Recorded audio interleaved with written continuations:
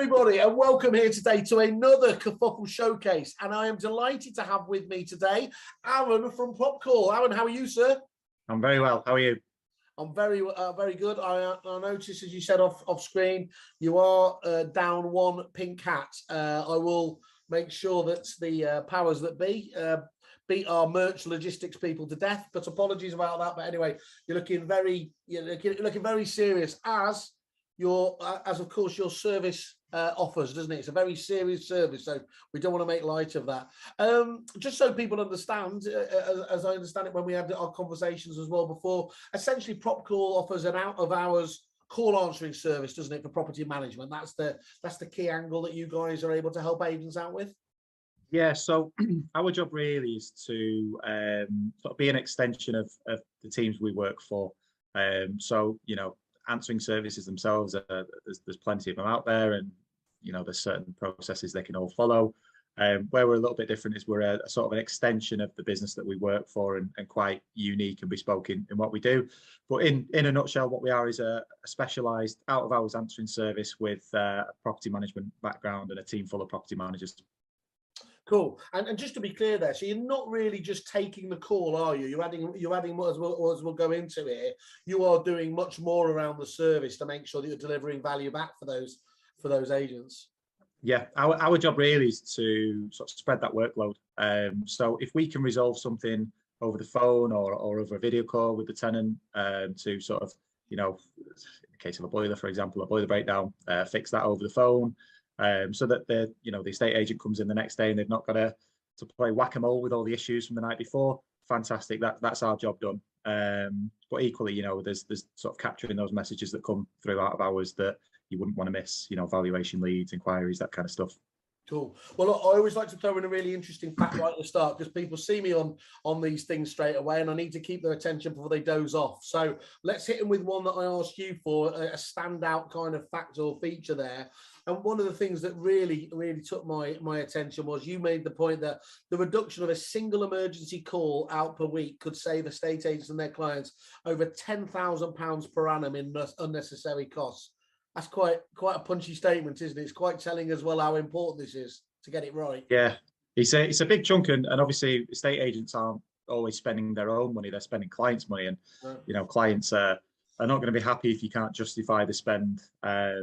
In terms of, you know, being very clear as to why something was an emergency call out. I'd say probably 90% of the calls we get, you know, the tenant thinks it's an emergency and needs to call out. Of course, but, you know, with a bit of property management experience and a bit of nous, it definitely doesn't, and can either be resolved or managed without having to spend 200 to 250 quid on an emergency attendance. So yeah, there's a big cost saving there.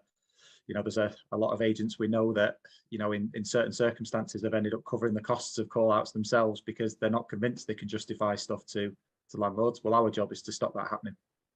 So this is this is a really challenging area as well, isn't it? I mean, this can get very serious, very contentious quite quickly. So I suppose my first question as an origin story is, why would you possibly have chosen this? Is it just because you saw that there's a real opportunity there if you do this right to create a niche?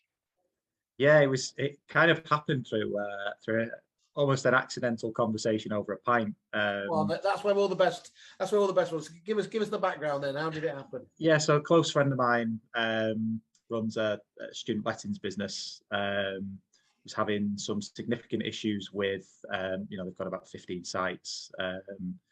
Having some significant issues with the sort of HR and employment law aspect of having student ambassadors on site, you know, property managers not answering calls after hours. They tried various other services. None of them could sort of accommodate the niche processes that they have and the sort of duty of care that they have. It was very much kind of answering service style stuff where they'd get an email to say, oh, this has happened and we've not been able to do anything about it. So pick this up in the morning. So my background wasn't property, I was in telecoms, and I've done sort of commercial sales management before that. So without having a sort of property head, I sort of accidentally spewed out solutions to a problem, and before you know it, you know, a couple of weeks later I somehow built a business plan, sort of a skeleton business plan, nothing perfect, but again, it was never really done with any serious intention, although the idea, kept becoming frequently in my head, and I'm thinking it's a really good idea. Myself and my wife were actually due to head out to Australia, potentially to do a year's traveling. She's been badgering me about it for ages, and we'd kind of come to a really nice position where, we had the money, I was in quite a comfortable job, and wasn't really overly sort of committed to it in that sense. Always wanted to work for myself. And then, 2 days before we went out there to do the sort of test run, so to speak, the first couple of weeks, COVID kicks in, borders get shut. And if you know anything about Australia, they don't open their borders lightly at the best of times. No, I was on, I think, the second last flight out of Melbourne, because I was at risk of being kind of missing the last chopper out of Saigon when I was over there. When they shut them down, they shut them down hard, don't they? Well, that's an interesting sliding stores moment there. So a nice story though. Business started off the back of something obviously terrible and everything else, but that's funny how these things work out in these ways, isn't it? So let's talk about it, because actually you touched on a couple of points there, really. And the title of this webinar was going to be the importance of a work-life balance and how to get it.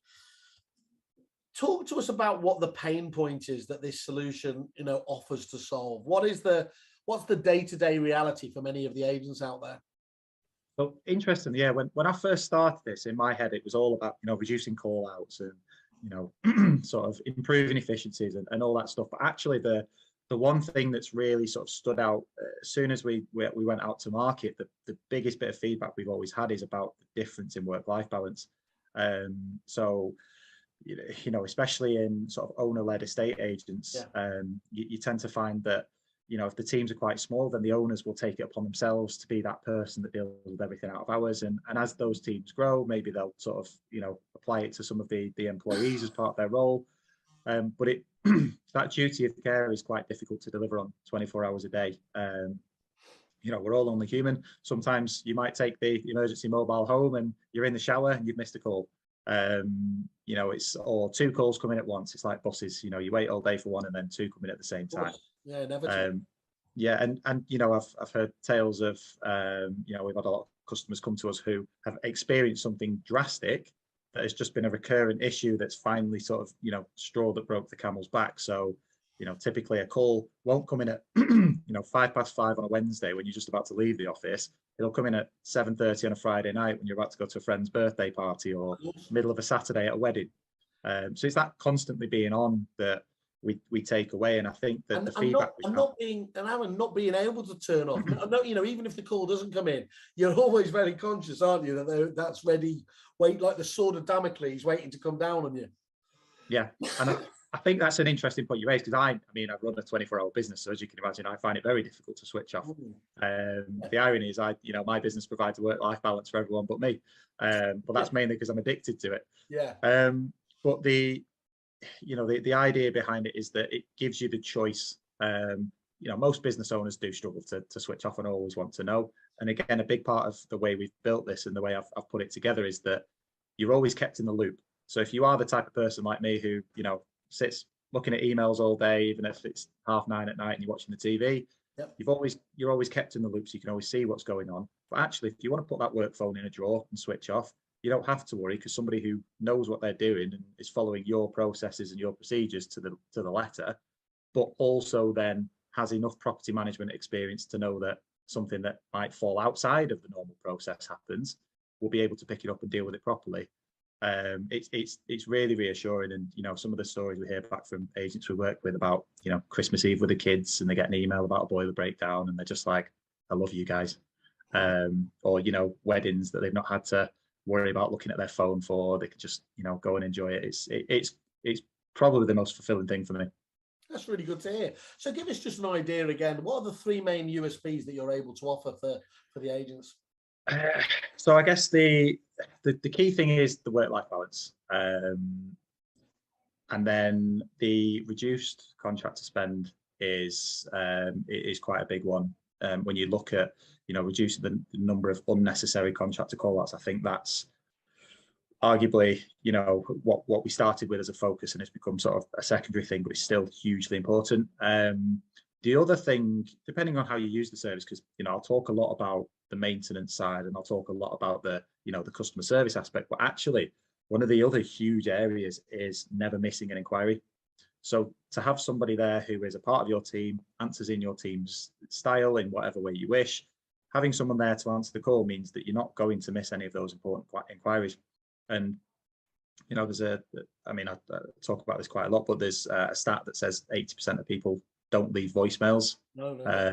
It's a Forbes published stat, which I actually learned from a previous business in the telecoms world. And I'm a prime example. So when I was buying my house last year, sort of talking April, May, I'm looking around for properties, and I would call agents at the end of my working day, which might be 6:30, 7 o'clock, get through to voicemail, hang up, get through to voicemail, hang up. The only person, if it's not in a business context, the only person I know that leaves a voicemail is my dad. It's just become quite, I guess, old-fashioned to leave voicemails when you're making an inquiry. You just move on to the next one. So I would get to the end of a week of searching for properties and would get a, so babe, have you booked a viewing at that property that we liked? And it'd be like, oh, can't remember. No, I'm not sure. 50% of the time might fill out the inquiry form.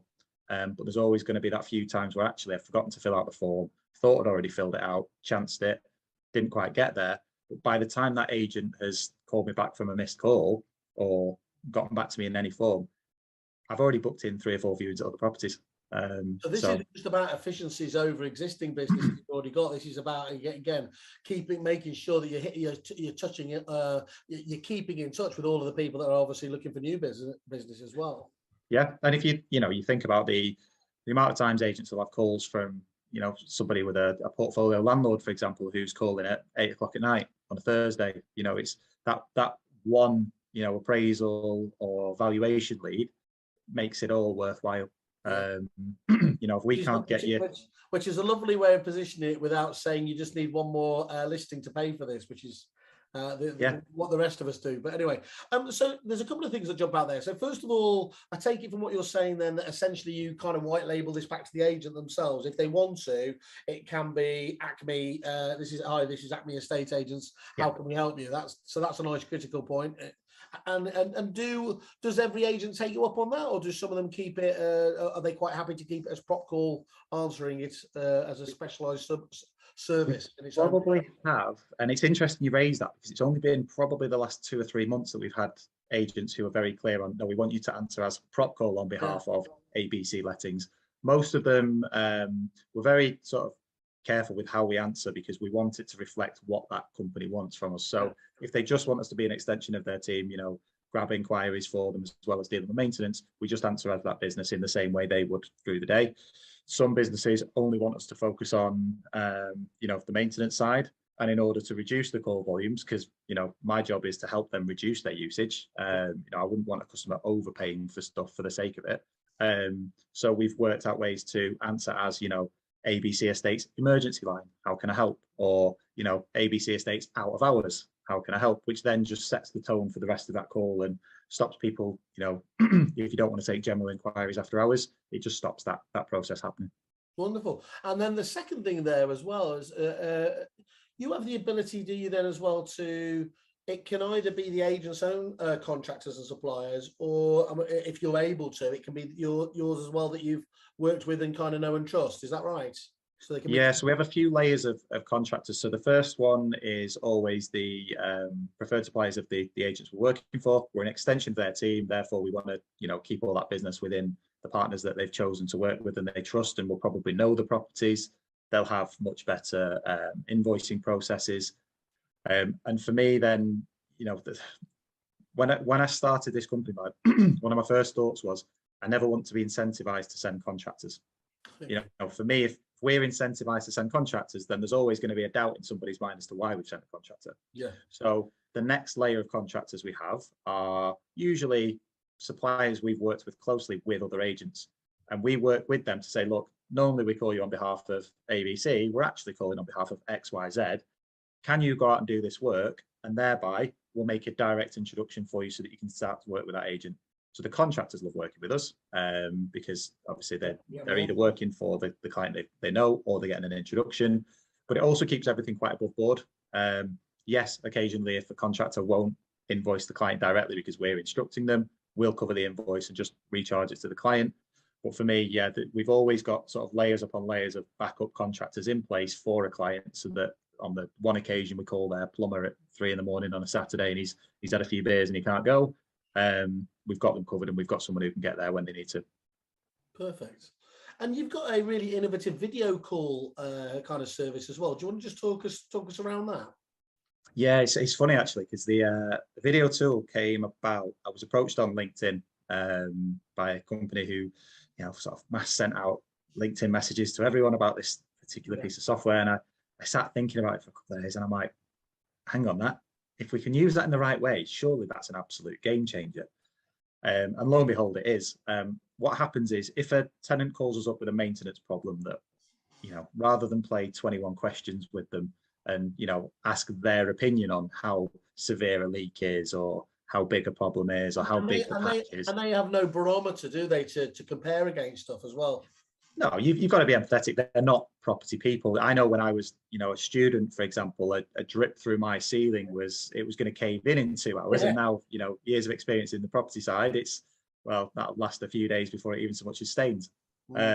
So, being empathetic, but also then taking out some of that guesswork. What we've done is we've now got this video tool that we send the caller a text message while they're on the phone to us. They click a link. It opens up on their web browser, so they don't have to download an application or anything. It's nothing complicated at all. Bit like a Zoom call, then they press, accept video, and then they can literally show us around on their phone what's going on. So we've got full eyes on site as if we've walked into that property and had a look at it. Then at that point, we can take pictures, we can pause the screen, we can annotate on the screen, we can, great example of when we use this is to troubleshoot boiler issues. If somebody calls up and says, oh, my hot water's gone off or my heating's gone off. It's the middle of winter. I can't wait until tomorrow for someone to come and have a look at it. Okay, let's jump on a video call and take a look. And as any agent will know, 99% of the time, it's the pressure. The pressure's too low, the boiler's cut out because the pressure's too low. So we'll go through basic troubleshooting with them, using the manuals for the particular boiler. And we'll have a look on the screen, we'll see the pressure gauge is low, we'll pause it and we'll show them exactly which dial to turn, exactly which valve to open, and talk them through the exact process of how to top it up and when to stop it. Cool, yeah. At that point, then, 85% of boiler calls we can actually resolve with a video call, which is higher than I thought it would be. And it's that in itself is saving contractor call outs or even just saving that call at 9 a.m. the next day with a really angry tenant who's had no heating and hot water and had to shower the kids in cold water or whatever. It stops that takes away that problem with customer service where you then start to get 1-star reviews because you've ignored them for 4 hours or whatever. Everyone goes away happy. Agents happy they've not been disturbed. Tenants happy they've got heating and hot water. We've done everything safely because we've done it over a video call, so we can see exactly what's going on. You would not believe the amount of times we do video calls with electrics and we say, have you flicked all the switches back up? And they say yes, and then we look and the first one down on the left is down. But again, we do everything safely. Catches those issues out as well. Yes, it's a really innovative use of doing it. And Aaron, you're MD of the company, so it's got to be there's a delicate balancing act though, isn't it? Because between you doing the right thing by the agents so that you're not obviously wasting their money and the landlord's money, but also as well not being overly sort of obstructive to the tenant as well. So how do you find that middle ground? And do the agents themselves give you any kind of influence over that? Would they say, look, if it comes down to it on XYZ, defer to the side of customer service? How do you reconcile all that with the different clients you've got? So without processes in place, if we've not been given clear instruction, we would err on the side of caution. But we have typically, when it comes to a contractor call out, we have 3 main triggers. So the first one is threat to asset. Yep. So obviously if the cost of the contractor is going to be less than the cost of the potential damage, then we can very easily justify that one. Right. Threat to health and safety. And again, that's quite a subjective one. What some agents think is the threat to health and safety can sometimes be a little bit different. But again, we'd always err on the side of caution because the third one is threat to reputation. So very, very conscious that a business is handing their entire reputation to us out of hours. So, you know, we set the highest standards in what we do because we're representing that business. And it's funny, actually, I had a client recently say to me, Aaron, working with you guys has caused us a huge problem. And I was like, whoa, talk to me. And he's like, no, it's a good problem. You guys are that good out of hours that people are waiting until it's out of hours to call up and get things done because we're not answering the calls. Yeah, so unintended consequences, that's called, isn't it? Yeah. But, yeah. So lo and behold, we're now an offsite reception for them through the day as well. Again, we do that for the property sector with sort of supporting with overflow calls when, you know, there's particular spikes in usage and whatnot, or just like an offsite reception guiding people to the right person. But yeah, just, you know, we work with the client to understand their processes first. So we have some clients who are so loose with spend you wouldn't believe. They just, you know, student lettings are a particular one. You know, there's quite high margins in it, and the students are quite needy, and they expect to send contractors out quite a lot. So lo and behold, it's very much a case of I just send them out. Whereas with, you know, residential lettings, for example, it's, you know, the margins are a lot tighter. You know, landlords are being penalised constantly with all sorts of tax issues. So actually, the onus is to try and reduce those call outs where possible, and sort of manage things till the next working day, not for an unreasonable period, but just till the next working day when a contractor might be half the cost.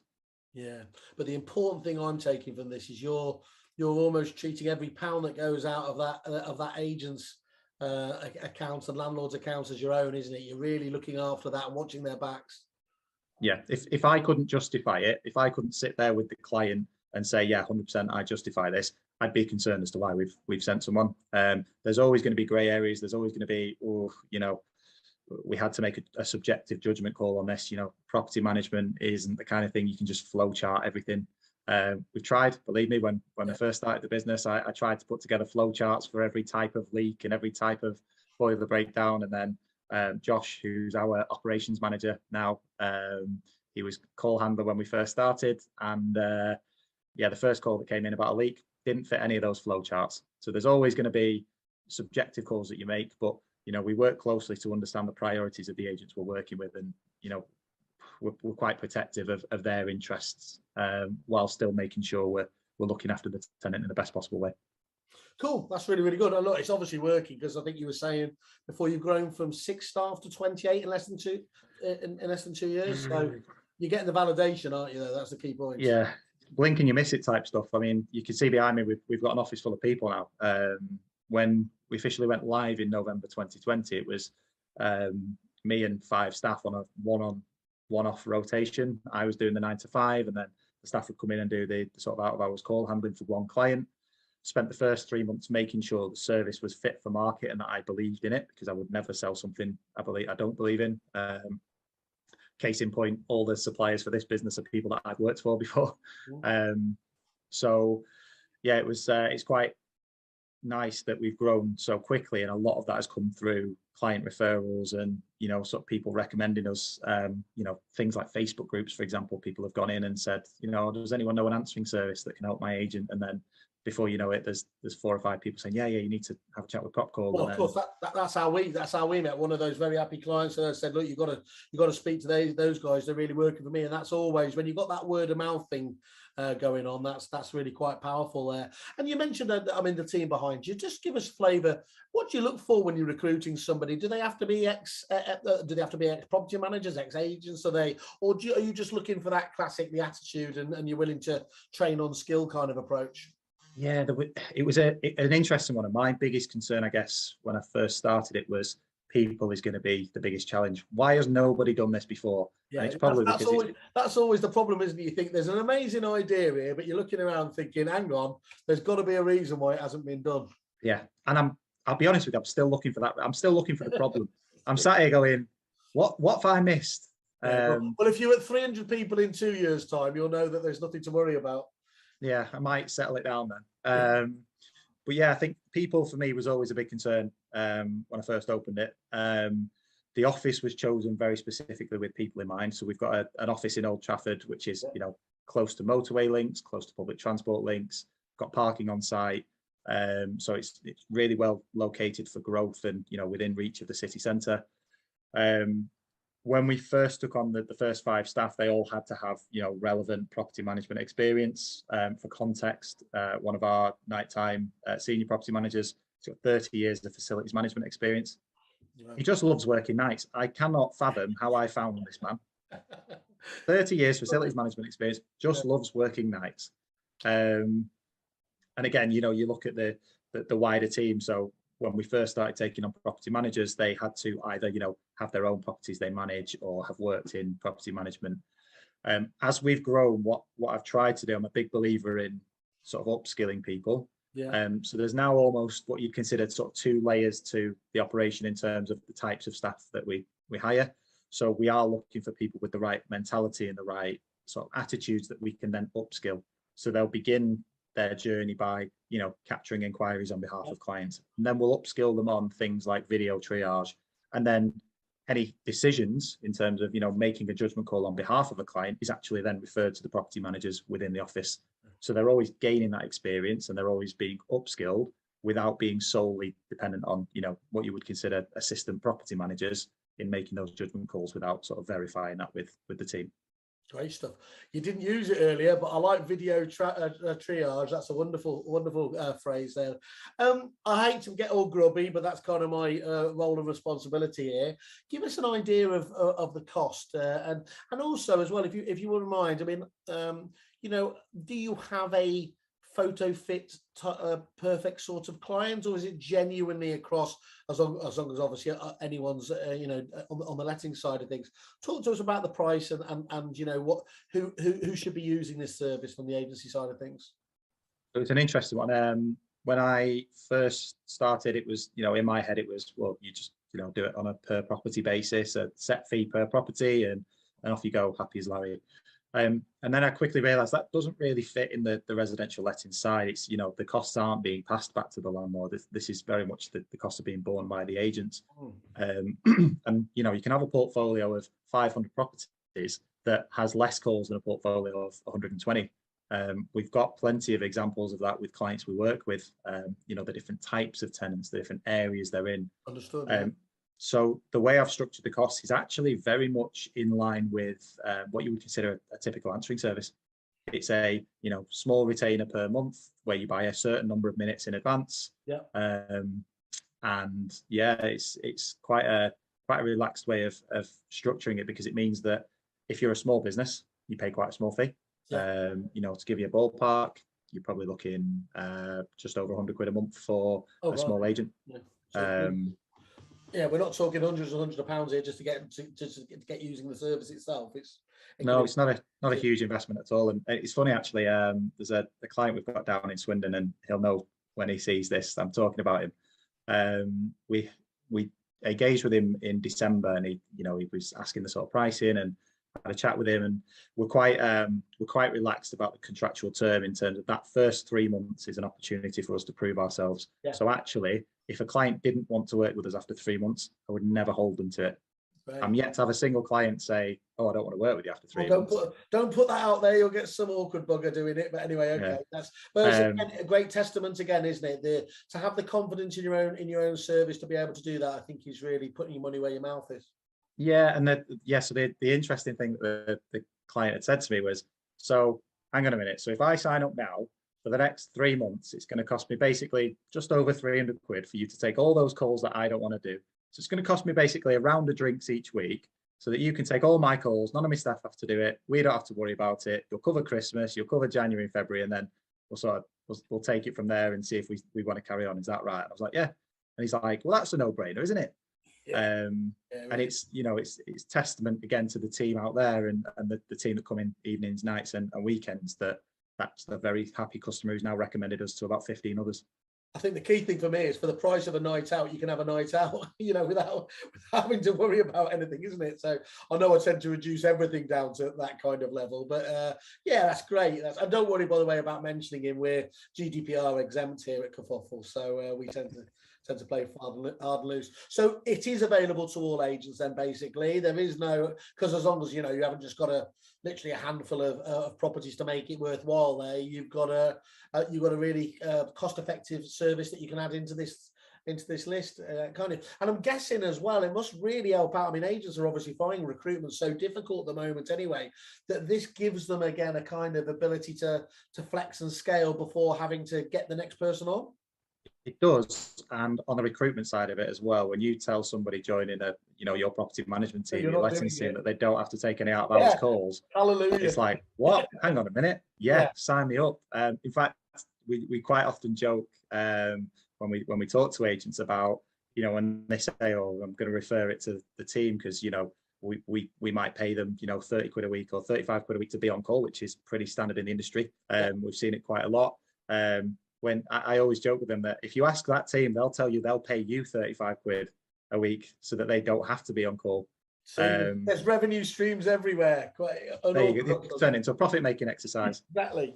Cool. Okay. And talk us through the types of agents that are using this at the moment, and if there's any stats from those guys to share as well. I mean, we love a stat here at Kerfuffle. Yeah. So I think that the core ones is most agents don't realize that 80% of people don't leave voicemails. So the core thing there is there are probably 3 or 4 times as many out of hours inquiries coming to those agents that do use voicemails, because they come in and they think, oh, well, I've got 3 voicemails, I've had 3 out of hours calls. It's not always the case. We've got a client up in Southport, brilliant guy, Alan Jones at Curlet Jones, who, when he first joined us, it was purely maintenance he was bothered about. It's nice to have that cover for the maintenance, but the inquiries is a bit of a bonus. And he said probably get 1 or 2 calls a night at a push. That was what he thought anyway. That's what he was kind of guessing. Yeah, within the first month of working with us, which I think was actually more like 3 weeks, I think we'd captured 53 inquiries, and 38 of them were sort of sales and lettings inquiries that were viable, solid leads. So obviously, we had a chat about his usage because it was twice as high as he thought. And I've never seen someone so happy about having to spend more money, because he was just like, this is brilliant. I didn't realize how much business we were missing. It's always an eye opener, that, isn't it? And I suppose it's how can you possibly measure something that you're missing already there? But without a shadow of a doubt, 99% of agents would underestimate the amount of lost business that's being left on the table, isn't there? Yeah, 100%. It's just one of those things where I guess when the lettings market, for example, was going crazy, that the number of inquiries you get per property is there's so many that actually you're not that focused on it. But when things do start to sort of steady out and slow down, it starts to become a bit more normal in terms of sort of coverage and interest. It's then that people start to notice the stuff that they lost and the stuff that maybe they could have had, and those perfect leads that have gone to another agent down the road. While there's plenty of business out there for everyone, we'd all like to have it for ourselves, as you would in any business. So it's a huge one that the 80% of people don't leave voicemails. And also, I touched on it before, 85% of boiler breakdown calls we can actually resolve with a video call, which is higher than I thought it would ever be. That's actually video triage there, Alan, if you don't mind me saying. I'm a bit of an expert on this now. So remote video triage, we call it, RVA. Wonderful. Alan, I mean, obviously, you've got a fantastic, exciting business here, growing and everything else. One of the problems that does often come, though, is that growing pain stage, isn't there? So how are you planning on maintaining the levels of support and efficiency and everything else as this business grows at such a rate? It's actually something I've written a bit of a rant on, which I'll be putting on LinkedIn soon. Look forwards to it. I always like a rant. I'm normally quite concise with what I write on LinkedIn, but it's one of these things where when I sit with a lot of agents and talk about what we do, they do constantly say, you've grown quite quickly. How are you going to maintain that level of service as you continue to grow? Because I expect we will do now. People always say it's difficult to maintain quality as you grow. It is to some degree, but it's not impossible. It's just expensive. And that for me is the thing that's often overlooked, is actually, if you let service levels slide as you grow, that's a choice that you've made to not reinvest into the business in other areas. So if you're having, drops in quality of the call handling skills of the people in there, well, you need to invest in more people or better training, external training, internal training, more resource. Again, if your average waiting time for people calling in is increasing dramatically as your portfolio grows, well, you're clearly not reinvesting into the right number of people and the right number of resource. So I think, you know, for me, look, business owner, of course, at some point I'd love to retire on a beach in the Bahamas and not have to worry about money. But right now, for me, the focus is the people within the business, the clients we work with. And as we grow, everything we make just goes straight back into the business, into developing the people, developing the service. You know, even as a young business, we've been sort of obsessed with improvements, and the team out there will tell you it drives them up the wall. But, you know, middle of last year, we put in a new phone system that totally changed the way we handle calls, made us more efficient. And if there are any bottlenecks in the process, I start to look at ways we can solve that. You know, tail end of December, we, you know, you can imagine the number of call outs we managed and the number of issues that we had. And it was probably the first real acid test of scalability. Clients loved us. They had the best Christmas they've had in years. They can enjoy themselves over that tricky period, rather than worrying about what ice is going to be doing to the pipes and everything else, isn't it? It's like, honestly, if you ask any of our clients that we worked with before or during December when they joined us, because we had quite a flurry of people want to take on the service, as you can imagine, before Christmas. You ask all those clients what their experience was like in December, they were like, it was phenomenal. We had a great time. Like, you know, you guys were great, communicated clearly, everything was really sort of informative. We got all the reports after call outs to say what had happened and what the justification for sending someone was. And I'm in the background going, we can do better.